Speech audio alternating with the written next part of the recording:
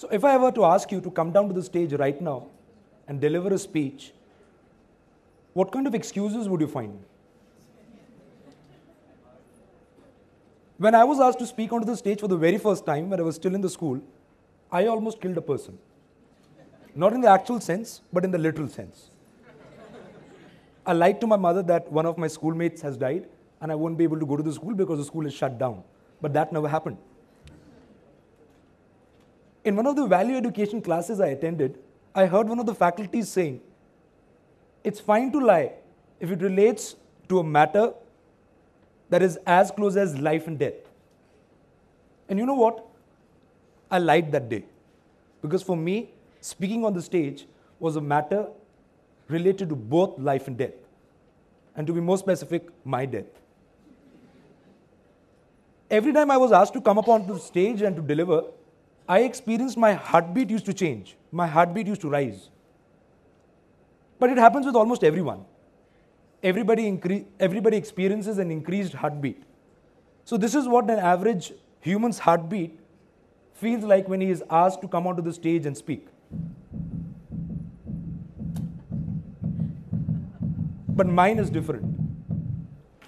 This is what my heartbeat sounds like.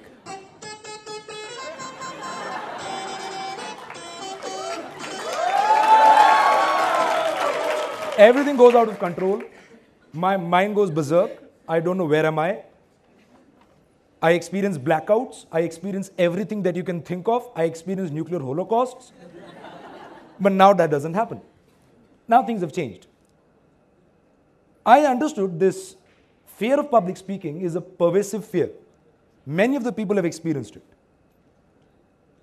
I recollect an incident from our own Indian history where a young lad lawyer went to the court for the very first time to present his case. When his chance came, when he was about to present the case, he experienced the same things which I experienced when I was still a kid. He experienced the whole of the court was tumbling around. Everything around him was going left to right, more like a pendulum. And this man decided to change his profession and never to be a lawyer again, because being a lawyer requires you to go out in front of the public and present. Days later, when he was asked to again speak on a public platform, this is what he said. My vision became blurred and I trembled. I'm very happy that this man did not change his profession. I'm very happy that this man stuck to his instinct, and I'm very happy that this man became the father of the nation, Mohandas Karamchand Gandhi.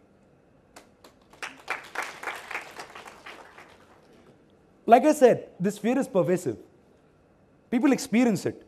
And not just Mohandas Karamchand Gandhi, Thomas Jefferson, one of the ex-US presidents, Abraham Lincoln, Warren Buffett.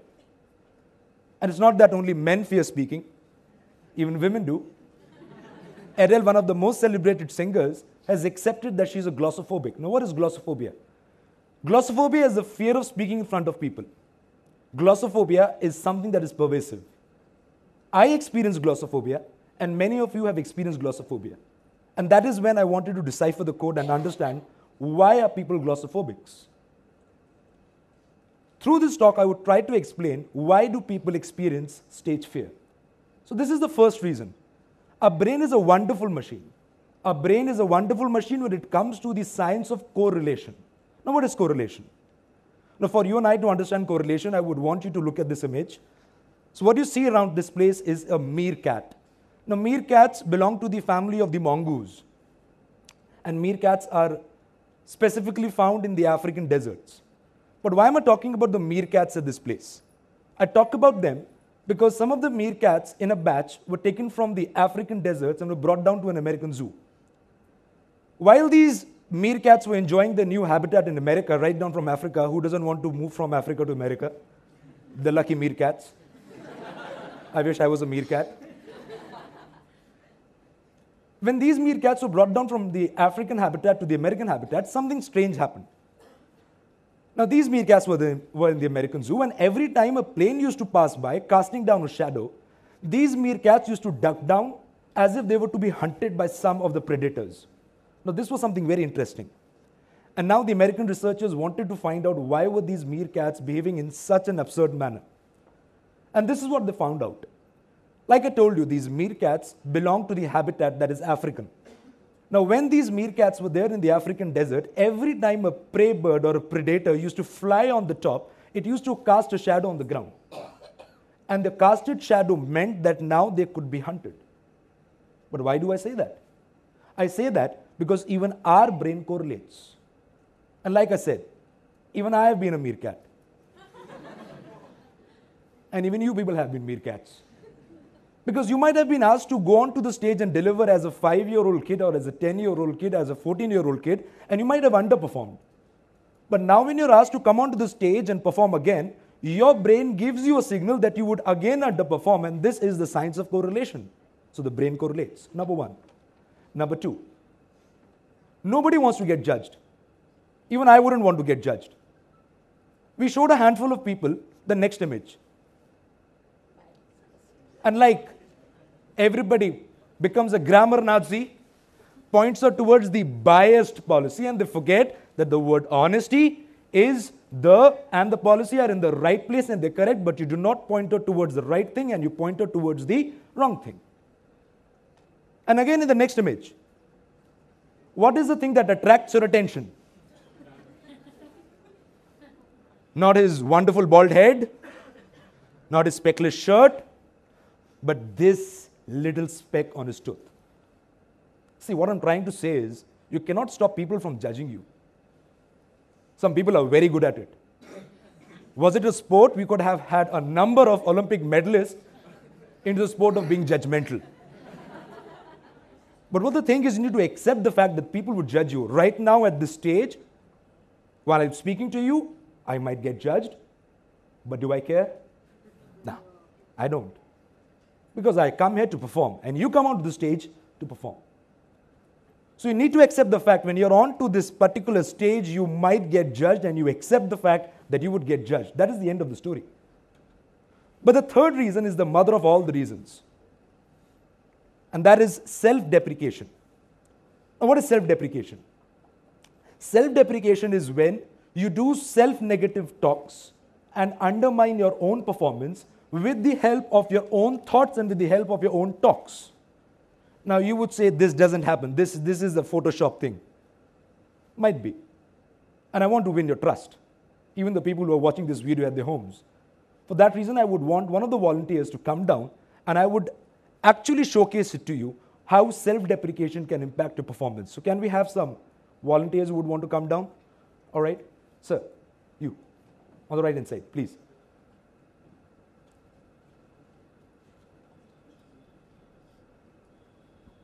So you're going to become a celebrity. I don't know if I'm going to become one, but you're going to become one. Come, right. So you stand straight out there in the front. You close your eyes. You don't have to open your eyes. You have to just accept, listen what I'm trying to convey to you, right? So what is your name? All right. What? All right, Deepak. He's already in a state of trance. Good. I like such people. Can you shift ahead, a little bit ahead? Right, perfect. So Deepak, I would want you to close your left fist and also the right fist. Perfect? All right. So when I ask you to raise your hand, Deepak, you will raise your right hand up to this level and I will try to pull down your hand. And you have to resist it. And you have to tell me how powerful you are, right? Perfect. So this is the time you have to show me how powerful you are. You have to resist your hand being brought down, Deepak, right? 3, 2, 1. You have to resist. Show me all the power you have, all the power. 3, 2, 1. All the power. Show me more power. All right, okay. Relax. Put your hand down, put your hand down, put your hand down. Relax. Relax. Look straight. So Deepak, you and I are going to go for a small walk, a mental walk. You don't have to walk physically.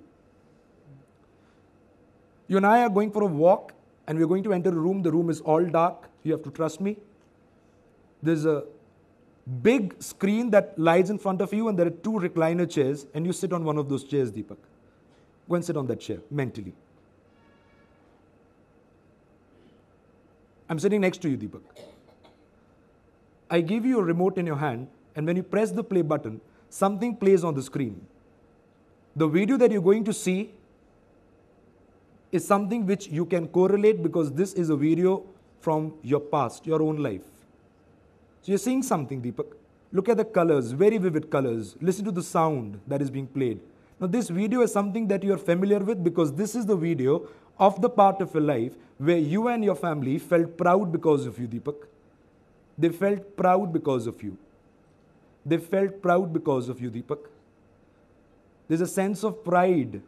There's a sense of pride inside you, Deepak. You're feeling good about yourself. Your family felt good about you. Your family felt good because of you. In the front of the chair, there's a small ball that is lying, Deepak. The ball is the size of a ping pong table tennis ball. As the size of the ball increases, so does your sense of pride. Your sense of pride is increasing, the size of the ball is increasing, the size of the ball, which was that of the size of a table tennis ball, is now the size of a tennis ball, is now the size of a basketball. The size of the ball is increasing further. It has become so big that it cannot be contained inside this room, and this is the sense of pride which you have, Deepak. You are a proud man. Can you put up your right hand again, Deepak? Put up your right hand again. You have sense of pride within you. I'm going to pull down your hand. You have to resist again, Deepak. 3, 2, 1. Resist, resist, resist. All right. Relax, relax, relax, relax. We're going to move out of this room, Deepak. Again, mentally into the last room. Last room. You enter the room. Same layout, 2 recliners. You sit on the recliner.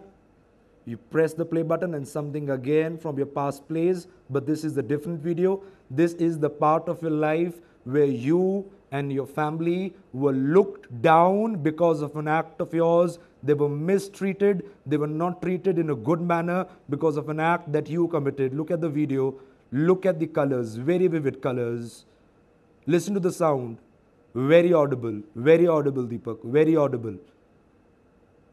There's a ball in front of you, Deepak. There's a sense of guilt inside you, Deepak. Your family felt something just because of you. Your mistake. The guilt is increasing. The size of the ball is increasing, Deepak. The table tennis ball is now the size of a tennis ball, the size of a volleyball, the size of a basketball. It is increasing. Your sense of guilt is increasing. The size of the ball is now so big it cannot be contained inside this room. The sense of guilt, Deepak. Raise your right hand. Raise your right hand, Deepak. Raise your right hand. I'll try to bring down your hand. You have to resist it, Deepak. 3, 2, 1.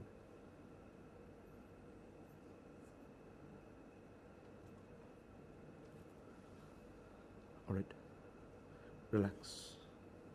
Open your eyes. Open your eyes. Relax. Relax. What is your name?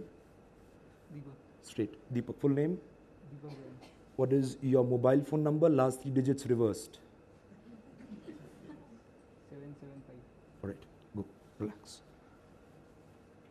Assist him. Assist him. Assist him. Right. Assist him.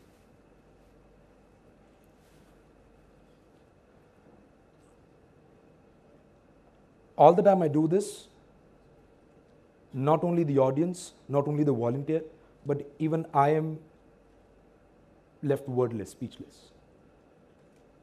This is what your self-thoughts can do to your performance. This particular man comes onto the stage. I tried to pull down his hand with 2 of my hands. I'm not able to do it. But once I fill this man with all the negativity, the hands of this man goes down just with 2 fingers. This is how you can self-negate your own performance. Coming onto the stage and speaking is again a performance. Through this talk, I wanted to tell you basically 3 things. The inability to speak onto the stage is because of 3 major reasons. Number 1, correlation. Number 2, judgment. And number 3, self-deprecation. All these 3 things put together point towards just one basic thing. The inability to speak onto the stage is not due to any physical hindrance. It is a brain thing. If you have your brain under control, your performance would be under control. And I'm well qualified to say this. I've trained more than 1,25,000 people on the art of speaking. Every time you would be asked to go onto the stage to give a performance, there would be two voices that would fill your mind. Two simple voices that would fill your mind. One is going to be very loud, very loud. It would say, you aren't able to going to do this, you ain't good for it, you aren't qualified for this, you ain't going to make it, you shouldn't go for it, you should not step onto the stage, you are not going to give a good performance. That is going to be really, really, really loud. But there's going to be a little whisper. There's going to say, I think you can make it. I think you should go for it. I think you have it what it takes. Now it is up to you. Which of these two voices do you accept and turn into your reality? And which one of these two do you shh? Thank you so much. God bless you.